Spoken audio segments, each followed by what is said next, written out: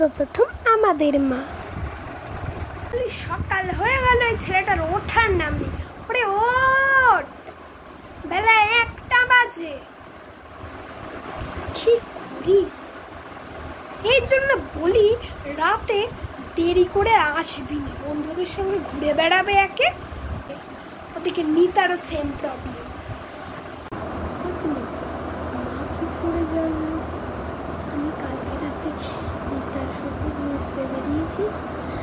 নিশ্চয়ই পাশের বাড়ির কাকিমাটা আমাদেরকে আইতে আইতে দেখেছে। বললাম সবার সামনে দাদা বলে ডাকতে, কাকিমাটা কি হলো সবার সামনে বেবি বলে উঠলো।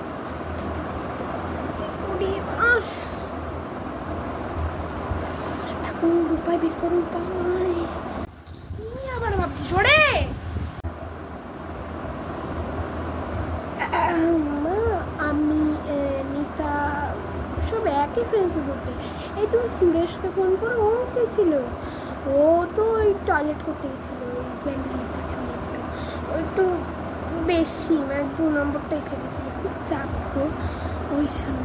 তুমি শোনো পাশের বাড়ির কাকিমা তো তাই আর কি। আমি আর নিতা ঘুরছিলাম, আমরা 3 জনেই গেছিলাম, তাই আর কি।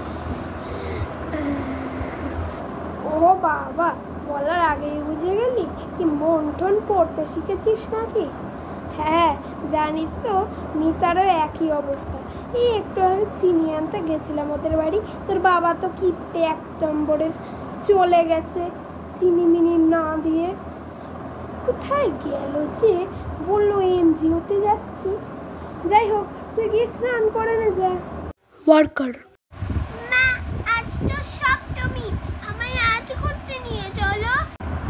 বাবা আমি কাজ করছি, কাল নিয়ে যাবো।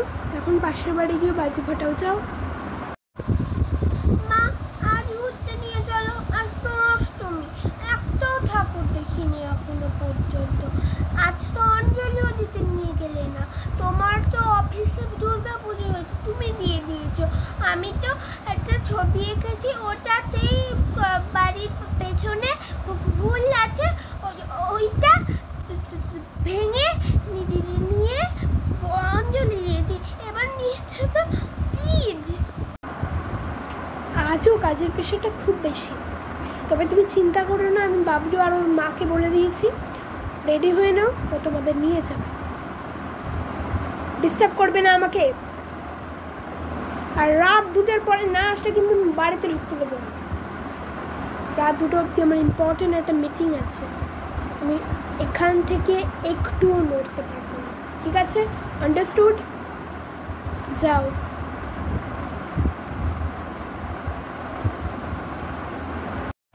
মা আজ তো নবমী, আর চলো না। তোমার কি অ্যাসাইনমেন্টস নেই? করো অ্যাসাইনমেন্টস করো, কালকে নিয়ে যাব। মা আজ তো দশমী, যদিও অর্ধেকের বেশি প্যান্ডেলে বিসর্জন হয়ে গেছে, আজ আমাকে ঘুরতে নিয়ে যাবে গো। ফাইনালি পুরো কাজ হয়ে গেছে। এই তো রেডি হয়ে না, আবার এসে করতে হবে আমাকে, ফোনে করতে করতে যাবো এখন। अंधा पैसा वाला मम।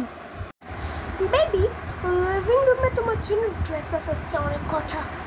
Go and check them, that are for you. Wow mom, oh so beautiful dresses. এত সুন্দর ড্রেসেস তো আমি বাপের জন্মে দেখিনি। Thank you mom. মারবো না মম। মা আজ তো নবমী, বছরে পুজো তো একবারই আসে, আজ তো শেষ দিন। আজকে ঘুরতে নিয়ে চলো, আমার সব অ্যাসাইনমেন্ট কমপ্লিট হয়ে গেছে গো। পারবো না মা। ঠিক আছে কিন্তু পুজো চলছে। পারবো না মা। ঠিক আছে কিন্তু পুজো চলছে তো।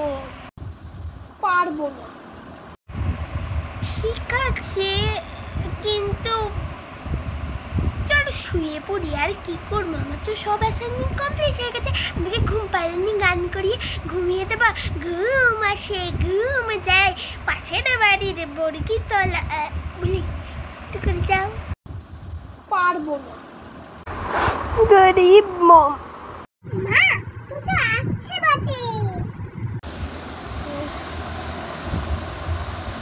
তো লোক হলো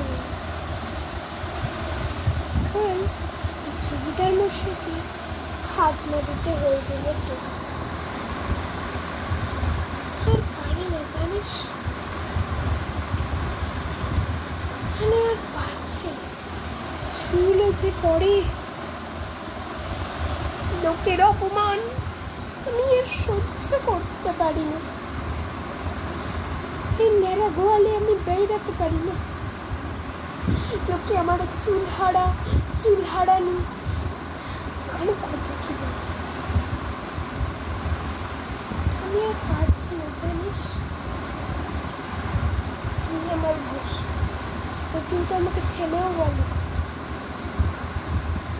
আমাকে জীবাঙ্গাতে দেখেছিল ভিখারি গ্রহণ করতে, আবার বলেছিল ভিখারিটা ছেলে হবে।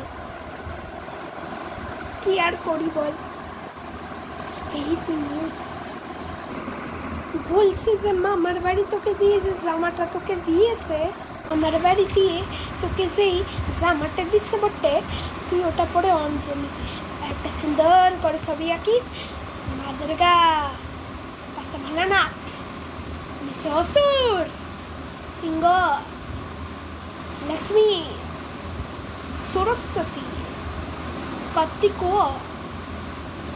আর গুণসুকে, ঠিক আছে?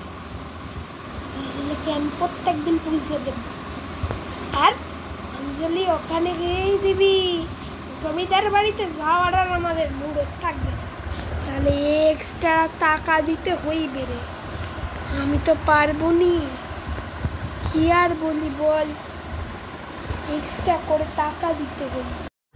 ঠিক আছে মা, আমি বুঝতে পেরেছি, পরের বছরে আনন্দ হবে, তোমার কথাই ঠিক আছে।